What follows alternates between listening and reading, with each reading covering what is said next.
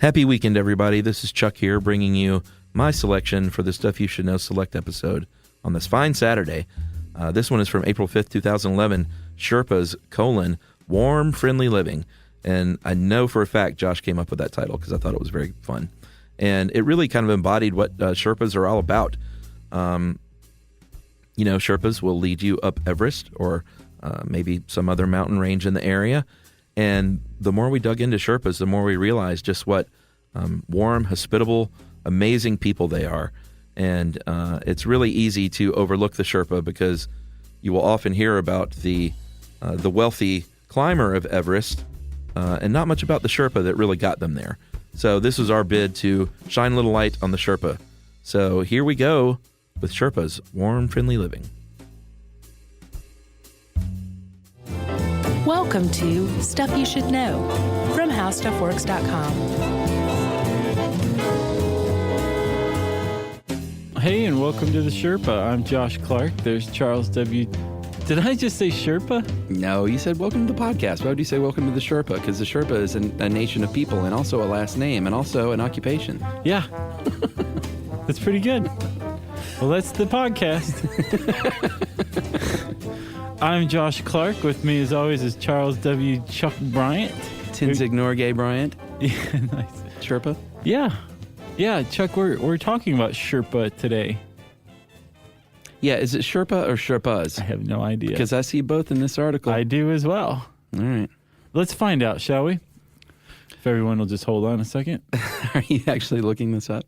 Chuck. Most people do this before their hit podcast. Have you ever seen, well, I'm sure this won't make it in. You never know. It'll never make it in. I bet you it does. Have you ever seen Indiana Jones and the Temple of Doom, the first one?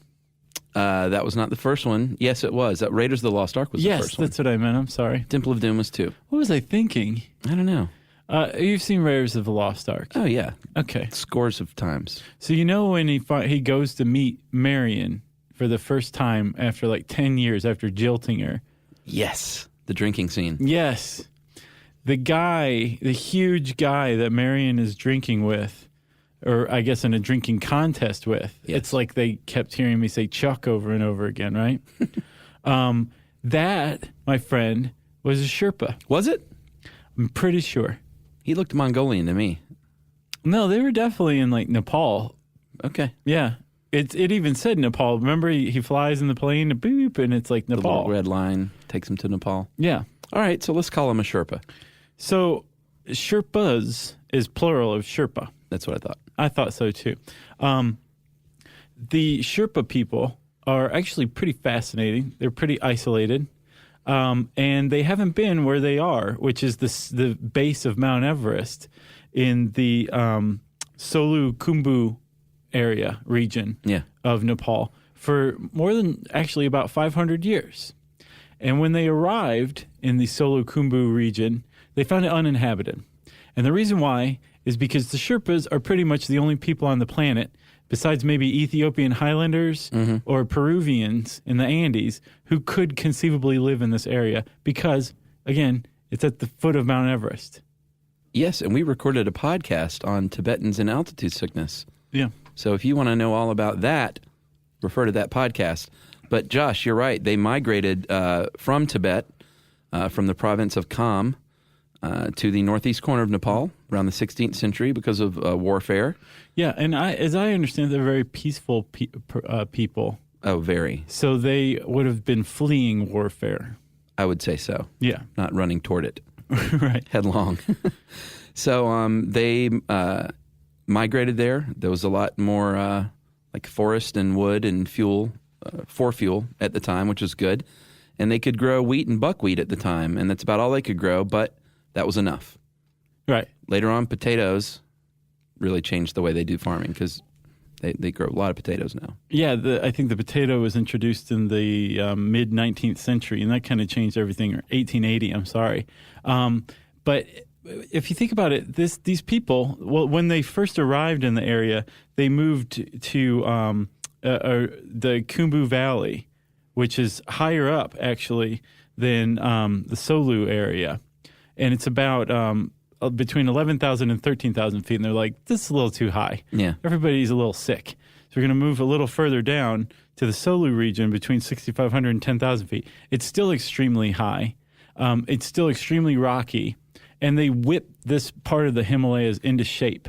They created terraced farm fields. Guatemala, baby. Remember that? Yeah. Down a slope, you can farm on the side of a mountain. People do it. But think about this. I mean, like, how did they figure that out? I'm very curious. Well, I mean, it's not rocket science. You need flat land. And if you have a steep side of a mountain and you cut into that, you can create a series of steps, essentially, which is flat land. Jerry's in there laughing. Yeah, I know. I would have been in trouble. Jerry's like, I've been to Guatemala 3 times. I know all about step irrigation, and I know how to do all that right. stuff. I would have been like, man, I wish it were flat around here. I guess I'll just sit here until I die. Right. So You'd be a bad Sherpa. Oh, I'd be terrible at it. Yeah, one of the reasons why I'd be terrible at it is because I will get in my car to drive 500 feet from, say, store to store. Do you do that? Yeah. Like over there at the Edgewood? Like you'll go to Target and then you'll drive to Kroger? I haven't been there in a while, but I have, yeah, totally. Totally. I mean, like, I'll walk. I walk more now than I ever have before in my entire Does life. it depend on, like, the weather or what's going on? Definitely and depends on the your weather. schedule? It depends on my schedule very often. I get that. If I'm in a hurry, I might do that. Right. I would make a terrible Sherpa, though, because they don't have wheeled anything there. A terrible stripper? I would make both. Terrible both. Okay. Yeah. Well, I know what Aaron Cooper is going to make this time. Exactly. Yes, as I just said, I think it bears reiterating, Mr. Joke Guy. There are no wheeled anythings there. There's no cars. Yeah. There's no wheelbarrows. Yeah, they don't even use wheelbarrows. Which, now we've reached another reason I would be a terrible Sherpa. They have to carry everything. I can barely carry a thing of dog food out of the grocery store to my car. And that's like with a cart involved. Oh, goodness which has me. wheels, which they don't have in the Solukhumbu region. That's right. They carry everything, Josh, and they use. We actually saw this in Guatemala too. The plumb line, Trump line. Trump line. Yeah, It's the plumb line is a little different. Yeah. What they'll do is they'll let's say get a big load of firewood and they'll wrap it up in a.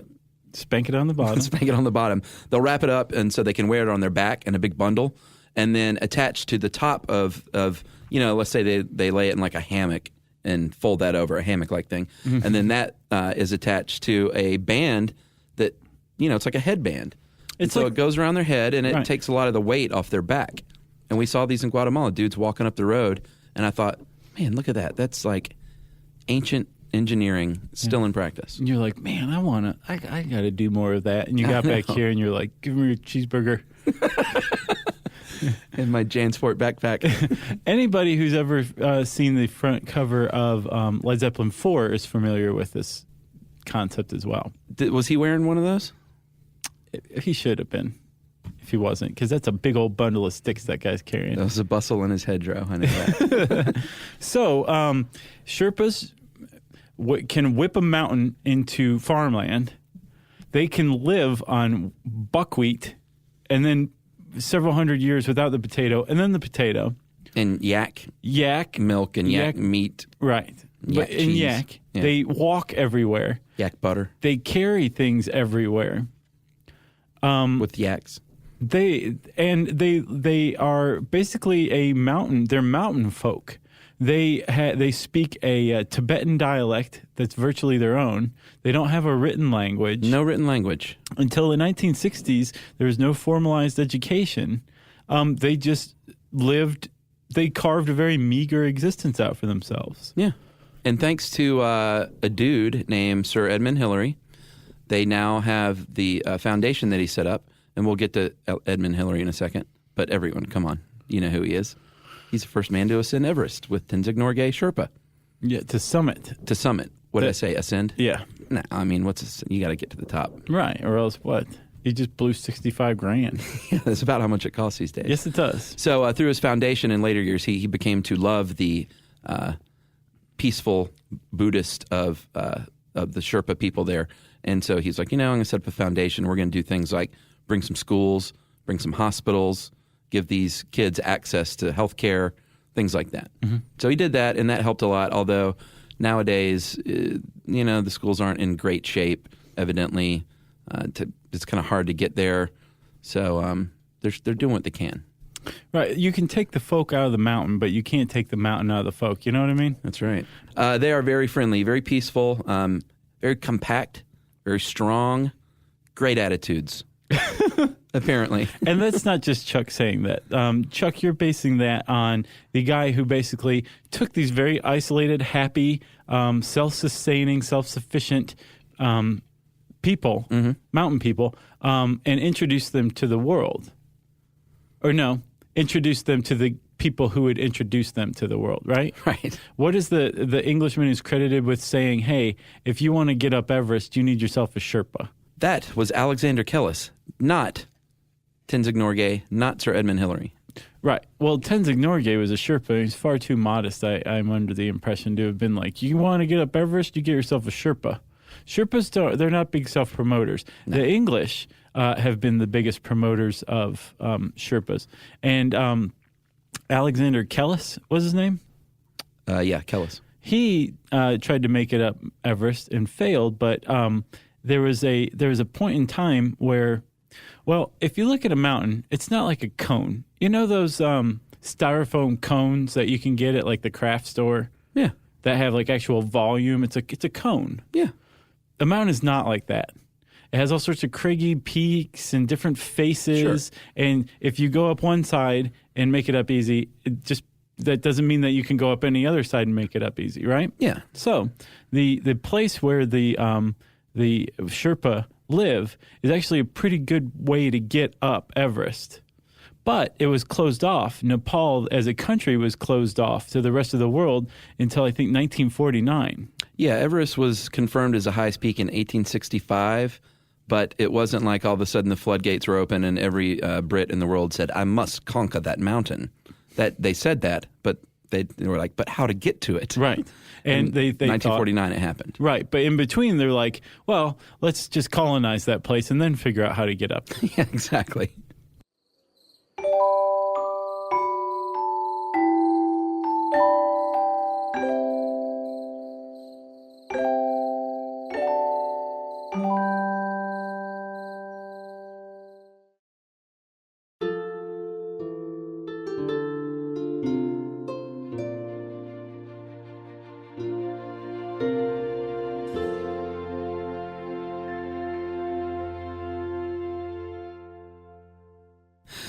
True. And when India began when England began colonizing India, Darjeeling, across the eastern border of Nepal, was a big popular tourist spot for British military, political officials.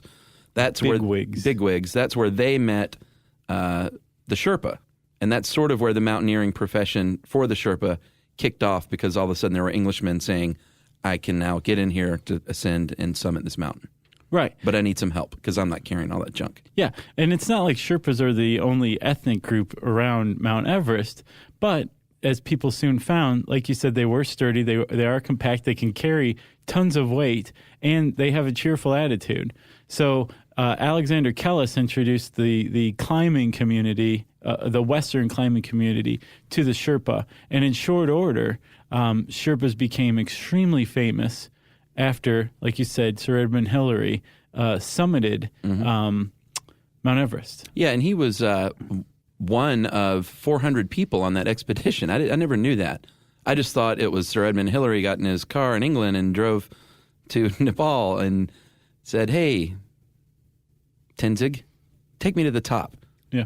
But it was a big group of people, and they were the only two that made it. Right. They were the last ones, and Crazy. They just kept on going. But yes, it was Tenzing Norgay Sherpa. That's his last name? Yeah, because as you said at the beginning of this, it's a group of people, it's a profession, and it's a last name. That's right. So from that moment on, everybody knew what Sherpas were, right? Oh, yeah. They were no longer confused with alpacas. No. In popular culture, people were like, oh, they're a group of people. Yeah. Literally the people from the East. That's right. And they, like you said, they're not grandstanders. They don't get a lot of attention, and I made a joke. I believe it was either Dead Bodies on Everest or the Tibetan altitude sickness about Sherpas being unsung at the time, about how you always hear about, the Indian or the Brit standing on top of the mountain, and you don't see the Sherpa behind him carrying all their junk. And that's really true because when, you know what I mean. When Hillary ascended and summited, he got a knighthood, and Norgay got an honorary medal. And you think, well, of course. I mean, they're going to give the British guy the knighthood, and they're going to give the foreigner a medal.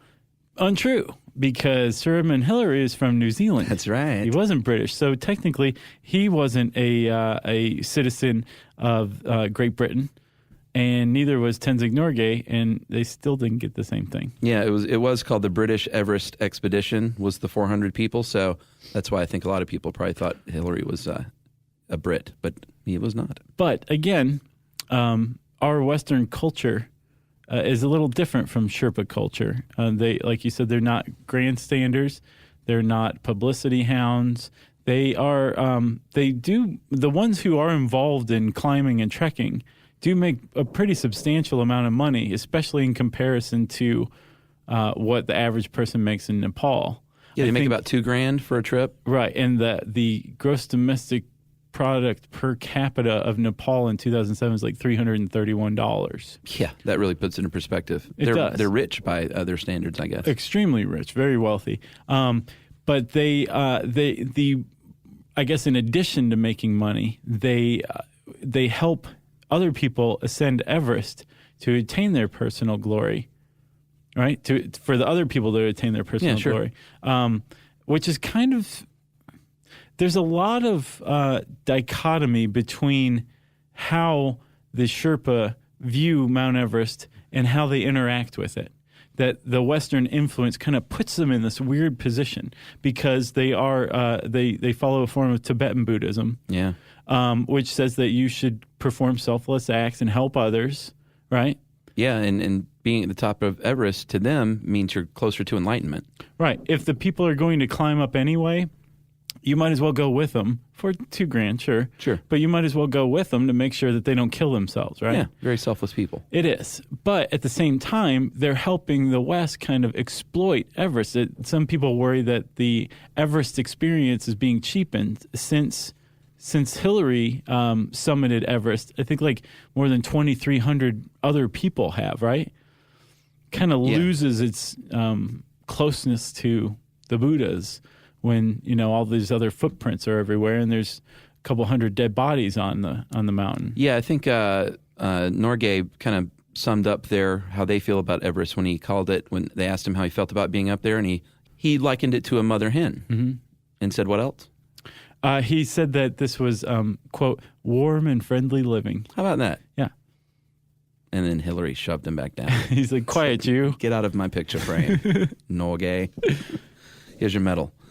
So like you said, the region now, Josh, because of the massive amounts of tourism, and not massive like Grand Canyon massive, obviously, but still for Mount Everest, it's a lot of people going there trying to climb it.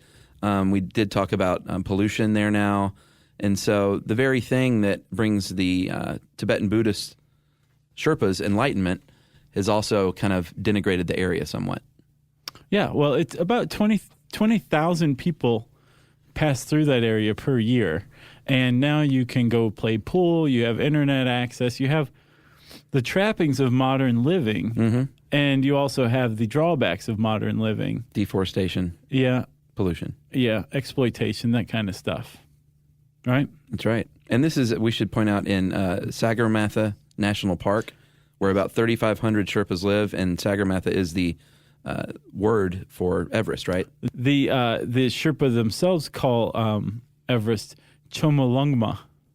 Chomolungma. Chumbawamba? It's close. No. But that's not it. Okay. Chomolungma, which means roughly goddess mother of the world. Or mother hen. You want to talk about a couple of famous Sherpas? Yeah. We can talk about Edmund Hillary all day long, but you never hear about Appa Sherpa. Yes. And all he's done is ascend and summit Everest 17 times. More than anybody else in the world. Not bad. Yeah. What about Babu Chichiri? Chihiri Sherpa, Yeah. camped on the summit of Mount Everest for 21 hours without oxygen. Yeah, usually what happens when you climb Everest is you get your picture made and you say, wow, this is really unbelievable. This is amazing. All right, let's go back down. Right, and you have 5 million canisters of oxygen at because your I'm disposal. dying and Right. I'm really high. Yeah. Who else? There's a Lakpa Gelu Sherpa who holds a world record for the fastest Mount Everest ascent, 10 hours, 56 minutes. In 46 seconds. That's a lot. Not That's- bad. Wow.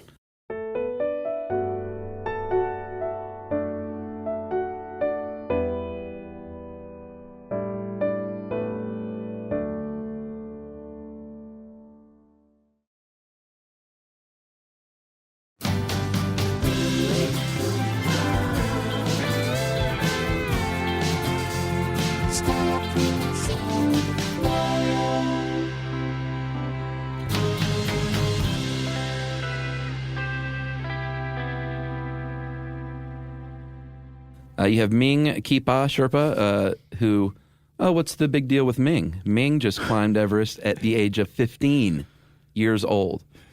Not on his Xbox, in real life. Yes. And then there's Pesang Lambu Sherpa, who was Chuck. The first woman Sherpa to Yeah, summit Everest. which apparently when women started climbing Everest or serving as Sherpas to climbing expeditions in the 70s, there was this was probably the biggest problem internally for the Sherpas that Western tourism was having on their culture. Yeah. A woman's place traditionally is at the farm in Sherpa culture. On the side of the mountain. And I guess there was some static for a while, and then finally, more and more women started doing it, and were doing it successfully. Yeah. And that was that. Yeah, and evidently when the husband, if the husband is the Sherpa worker, goes on one of these trips, then the female becomes the head of the household at home if she's not a Sherpa herself, and will take care of things just like the husband would. It's nice. Yeah. You got, what else is there? I love these people. I think you have a fond place in your heart for Sherpas. They remind me of the people of Guatemala, kind of short and friendly and Warm, friendly living. stocky. Yeah. It makes me kind of wonder. There's so many similarities, Chuck, that... Huh? Yeah. Because think about it. Everybody calls the people the Sherpa, right? Yeah. They're people from the east, but that's in reference to where you are in Kumbu, right? Okay. What were they called before they moved west? The people? Mayan? Maybe. Finally, Josh, for my part of this podcast, if you think This one is off the rails. if you think the Sherpa have it bad with not getting any recognition, there's also something called a porter. Yeah, and a lot of Sherpas grow up serving as porters. As porters, that's basically the job below the Sherpa, who does even more of the heavy lifting and gets even less money. And less oxygen, less clothing, Yeah. and other outerwear. Yeah. And there's an actual international porters group, right? Yeah, protection group that are advocates for their safety and fair wages, because obviously if you've got a very poor person doing a lot of hard work, they're probably being taken advantage of in some way. So, Chuck, we would be remiss to do a podcast on the Sherpa and Everest and Hillary and not mention the Yeti. I don't know much about the Yeti. I didn't look at that. So the Himalayas are the home of the Yeti. The abominable snowman? It's another way to put it. Yeah. Which is basically like the cold, extreme cold, high altitude version of Bigfoot. Is that right? Yeah. Okay, I just always thought that's what we thought of, but I didn't look into it. No, it is pretty much. Oh, okay. It's a biped, a very furry, heavy, large biped that's mysterious and lives out by itself. It's Bigfoot, but in the Himalayas. It's like in Empire, like on Hoth. It's more like the abominable snowman in the Rudolph Christmas specials. They look kind of like the thing in Empire. Kind of. Yeah. Who looks like. Yeah. Tenzing Bigfoot. Norgay. Oh. Wow. Anyway, Hillary himself was actually a believer in the Yeti. He went back after summiting Everest. He went back again in 1960 to look for the Yeti because he'd seen Yeti footprints, what he took to be Yeti footprints. Oh, really? Uh-huh. Interesting. He found nothing, though? He didn't. And a lot of people think that these were just some other animals' footprints that melted in the snow and expanded as the snow melted. Right. Who knows? Yeti, again, you have taught me something, my friend. Thank you for that, because I couldn't figure out how to wrap this one up. I feel like we should apologize for the light nature of this, but we just recorded right before this on the nuclear disaster in Japan, so I think we were rife for a little riff. Plus, also, we should point out, in true Sherpa style, Chuck. They'd want it this way. Well, think about this. There are all sorts of trappings of Western influence and degradation of culture. There is a dwindling of population. Yeah. I think at its peak, this area was home to 25,000 people. Yeah. Now it's down to 3,500, like you said, in the park, right? Yeah. There was a National Geographic survey of Sherpas saying, are you concerned about Western influences on your culture? And they were like, not overly. Can you hand me the TiVo remote? You're sitting on it. Do you have any Mountain Dew? Or Vault. So that's it. That's Sherpas. If you want to read more, there's actually some more in there, especially more on their Buddhist religion, I believe. We didn't cover that fully. Yeah, there's more goodness in there for sure. Yes. You can type in Sherpas or Sherpa if you want to be safe in the handy search bar at howstuffworks.com. Written by Kristen Conger of Stuff Mom Never Told You. That's right. That's true. Excellent podcast. Yes, it is a great podcast. And they did a great job at South by Southwest, too. They did. And since I said handy search bar and South by Southwest, that means it's time for listener mail. That's right, Josh. This is a little more Disney dirt. And most of the Disney dirt we got wasn't very good. We got a bunch of, there's really nothing going on there. There's underground tunnels, but that's no big deal. We got a lot of those. And it's really not like you guys think. We finally got a pretty good one. And this is from M. And M seems like she would have been one of the employees that I might have been hanging around with that know about the dirt. Some people apparently don't even know about this stuff. And I hope we don't get in trouble for this. Hey, guys. Wow, Hey, guys, I just finished listening to the Tickling podcast. Excited that you asked for Disney Dirt. As a cast member at the happiest place on earth for almost 4 years, I gleaned some interesting tidbits of information. For starters, in a workroom behind Pirates of the Caribbean, there exists an infamous Mylar table, which has a long-standing reputation for being a favorite place for cast members to be amorous with one another. Ooh. After hours. I can't imagine how clean such a table might be, but many cast members have been known to participate in the tradition simply for the sake of being part of the legend. Sort of like the Mile High Club, I guess. Huh. On my attraction, the Jungle Cruise, it said that one can't be a real skipper until they have urinated into the river. No. That's what she says. I suspected as much about things. You know, Yeah. you can create the what is it, the most what The place on happiest earth? place the on earth. happiest place on earth. But if you staff it with bored and nihilistic 20-year-olds, Yeah. it's going to end up like this. Yeah, someone's going to pee in the river.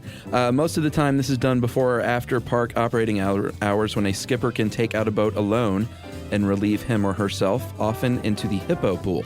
As you can imagine, it's harder for girls to participate in this rite of passage out of sheer logistics, but I do know some women who have managed to become real skips. I think it'd be more physics than logistics. She says the mechanics boggles my mind. Now for the gnarly stuff. Under Space Mountain, there are stored 60,000 body bags. Supposedly, they're there in case of a natural disaster or some other emergency where people may be trapped inside the park for an extended period of time. I don't believe that. I don't believe it either. The food freezers in the storeroom down the hall are also over 6 feet tall for storage, if you know what I mean. It's quite morbid and a popular site for telling ghost stories. I've got plenty more. If you want some off-the-record ghost stories, this was on the record. Jeez. Or personal anecdotes from my time as a jungle cruise skipper, I'd be happy to share. Keep up the great work, from M. Well, I would love to hear the off-the-record ones. Me Chuck. too. What is her name? M, I'd like to take her to lunch. Yeah, well, please at least send us an email, okay? I don't think we'd be allowed to go out to lunch with that girl. No. Our significant others would kill us. Yeah. Chuck, Josh. you got anything else? Nah, I'm done. All right. What should we call for here? How about if you've ascended Everest? No, it's boring. Okay. If you are interested in your state seceding from its current geographical boundaries, we want to hear why. That's right. Send it in an email to stuffpodcast@howstuffworks.com. For more on this and thousands of other topics, visit howstuffworks.com. Want more How Stuff Works? Check out our blogs on the howstuffworks.com homepage.